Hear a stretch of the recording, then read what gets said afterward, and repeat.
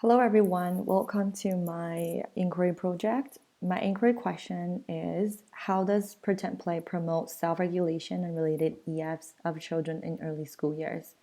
It's proposed that pretend play in children's early school year will lead to a greater level of improvement in their self-regulations and related EFs. I'm interested in this topic because, as a mother of a 2-year-old boy, I always wonder in which ways children's EF and self regulation can be well developed and improved. Recent research also showed that children's self regulation and EFs develop rapidly in preschool. Moreover, these two concepts also have a broader impact on predicting school readiness and positive school social behavioral outcomes in late year. As a teacher, I have questions like, why is it necessary to have play-based learning? How does pretend play promote creativity? How to incorporate fun and engaging play-based learning into teaching to improve students' self-regulations and related EF skills? Key findings, starting with pretend play.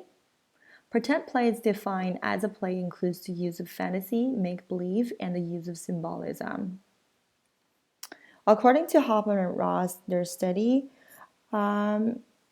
states that cognitive process in play includes divergent thinking, ability to generate ideas, and storytelling, in which imagination and fantasy ability can be observed in a less structured format. And Ross also concluded 5 ways in which play promotes creativity. Slot and colleague state in their study that the pretend play is an important setting to develop self-regulation through collaboratively establishing a common ground, coordinating roles and jobs, planning unfolding steps, and finally to act out their performance. Lindsay and Colwell also point out the gender discrepancy in different types of play, as girls are more involved in the pretend play, whereas physical play, such as rough and tumble play, are more for boys. Therefore, the sex differences and play differences may also impact the results on emotion expression, especially in an intervention or a study.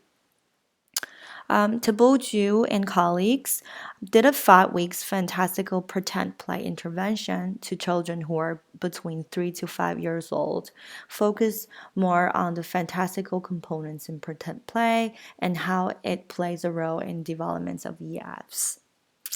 As Hoffman and Ross conclude in their study that playtime should not be viewed as competing for time with academic activities, but rather viewed as integral to them.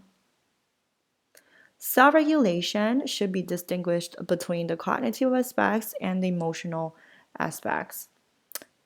Emotion regulation develops throughout childhood and includes internal self-regulation and environmental factors. And in Hoffman and Ross study, their conclusion about relationship association between pretend play and motion regulation states that children who were viewed as better able to manage their emotions were also more comfortable engaging in the play task and shown higher level of imagination and organization while playing. So it is likely that the actual act of pretending and the safe environment for experiencing with affect expression are more important features of pretend play. And there's also the link between creativity and coping skills. So, the ability to generate more solutions to a problem, and when necessary, a child may use these skills, such as to think of more responses, behavioral, and activity to better handle her emotions.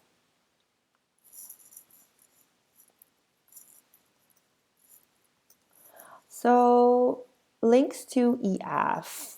Um, Thibaudjou and colleagues, their study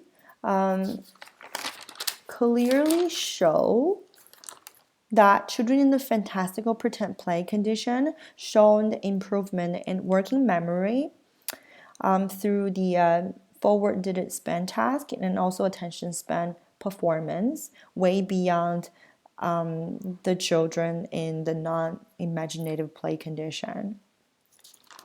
Another interesting finding is that there are certain types of imaginative behavior may be more beneficial than the others, such as behavior is guided by imaginative thoughts rather than external stimuli, such as we're being asking to do certain things or following norms, which close to reality settings. So engaging in fantastical cognition that differ greatly from reality likely involves greater EF demands, such as working memories to remember these rules of realm in which children are playing.